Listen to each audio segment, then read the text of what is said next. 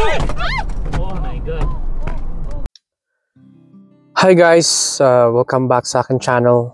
Today pala may i-share lang ako sa inyo about sa incident na nangyari sa amin nung nagpunta kami ng Toronto.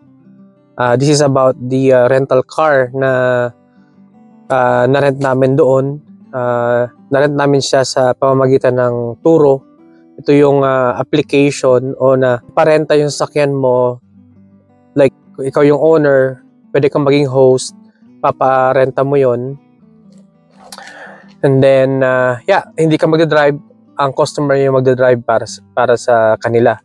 So, yun nga, as you remember, yung vlog namin about going to Niagara, that's our day 1 sa Toronto. Nangyari yung incident na yon, which is kasama namin dalawang pamilya yung nasa sasakyan. For 8 heads kami, 4 na adults saka 4 na kids, which is ang nangyari sa amin ay habang nagdadrive kami papuntang Niagara sa highway, tumatakbo kami ng 100 kilometers per hour. Biglang bumukas yung hood at tumama siya sa windshield, kaya nawasak yung windshield namin. So that's the reason na hindi kami nakadiretso kagad papuntang Niagara. Nag-stay pa kami. Na-delay kami ng 3 hours kasi nga kailangan ipaayos yung sasakyan. Tinawagan ko yung host o yung may-ari ng sasakyan. Binigyan niya ako ng option. Sabi niya, it's either cancel the ride or ipaayos namin yung windshield at ipagpatuloy yung aming ride, yung renta sa kanyang sasakyan. Ngayon guys, gusto ko lang para lang sa awareness ninyo na kapag nag-rent kayo ng ganitong mga sasakyan, siyempre hindi nga 100% talaga na na-check yung sasakyan. Kaya make sure na i-double check pa din yung bago kayo umalis, double check pa rin, or kung maaari doon na lang kayo sa mga kilalang rental cars talaga, like Enterprise at Avis, or basta kung ano yung may company na rental car. Kasi mahirap din pala talaga kapag Turo, kasi nga di mo alam kung ano yung background ng sasakyan, kung ano nga mga nangyari doon.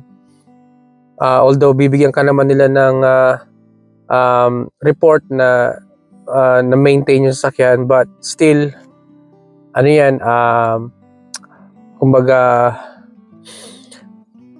pag-aari niya yon. So syempre lahat naman lalagay niya doon maganda. So yun guys, kaya nga ang nakakatakot doon kasi nga babiyahe kami ng highway, drive kami, biglang na ganun. Buti wala sa aming sumalpok sa likod habang nag-drive kami, kasi nga ang bilis ng sasakyan doon. Nasa middle lane kami, and syempre kapag bumukas yung hood, di mo na makita yung harapan, kailangan mo mag-slow down and gumilid. So yun guys, ang hirap, daming ang bumubusina sa amin kasi nga kailangan kong huminto talaga kasi hindi nakita. So ganun guys yung ginawa ko. Kasi ako yung nag-drive that time. As possible, gusto ko maging safe yung dalawang family na nasakay ng van. Ito pala yung naging option ko na i-rent kasi nga malaki siya van, and then kasi yung 8 heads. Kaya yun yung option namin. Akala ko makakamura ko.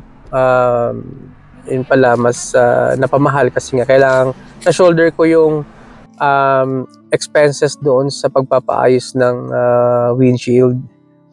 Actually, nag-claim din yung host about dun sa damage sa kanyang hood. Ewan ko lang, in-email lang ako ng isang beses ng Turo. Hanggang ngayon wala nang follow-up.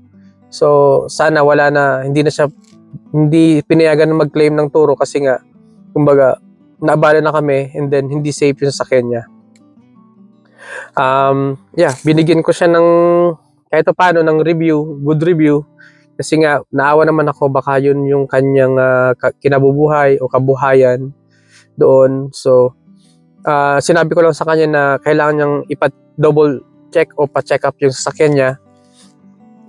Medyo ipa-check yung sasakyan niya kasi nga delikado yon at sobrang delikado, guys.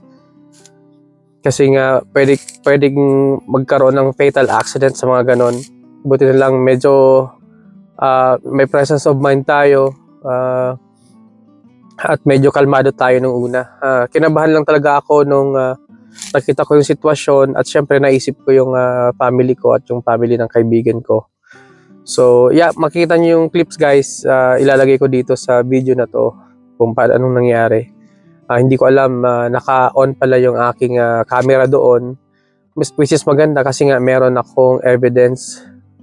So matagal ko lang gustong i-vlog to, kaya lang wala akong time at hindi ako nakakuha ng tahimik na lugar kasi syempre may mga bata sa bahay, hindi ako makabuelo at laging nasa maingay, syempre lalaro.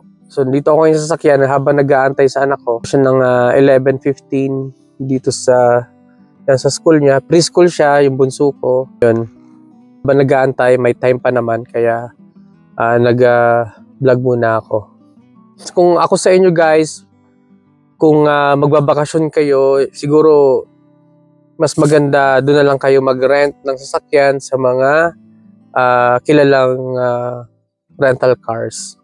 Kasi syempre may support sila kapag may ganong incident. Hindi ka lang basta-basta sabihin na, oh sige, paayos mo na lang yan, ikaw na bahala dyan, or ipatow natin. Of course, syempre, gastos ko yon kung ipapatow ko yon, gastos ng nagrenta.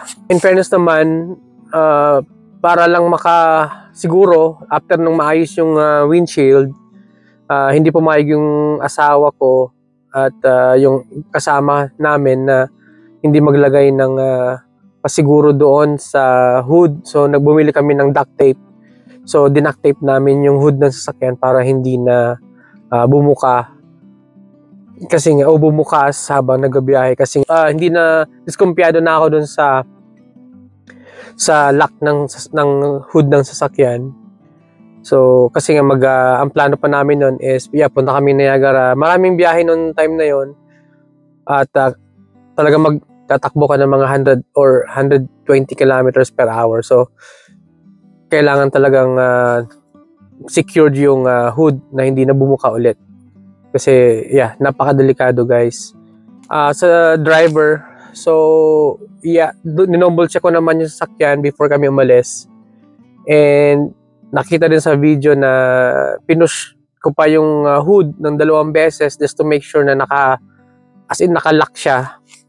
And I don't know, for some reason, yun, biglang bumukas yung sasakyan or yung hood ng sasakyan.